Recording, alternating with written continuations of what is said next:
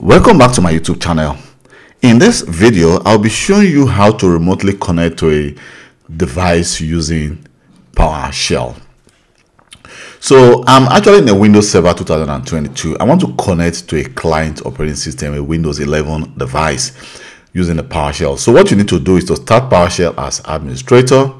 Just open Powershell and right click and start as administrator.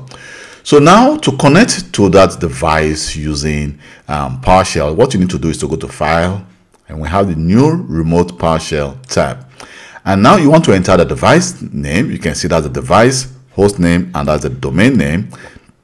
And then you want to enter actually a users that have the domain admin right on that device. So now click Connect.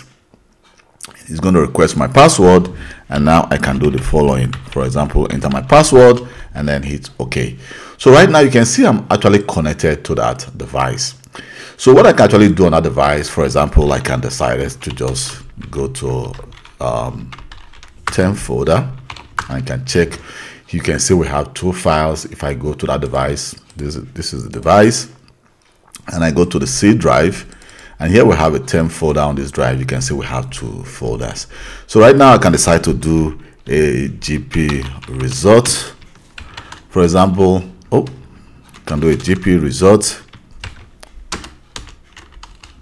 and enter GP result arrow to just check the policy that have been applied on that device, and can actually see which policy have been applied to that device. So this is how you actually connect to a remote device using the Powershell in a different computer.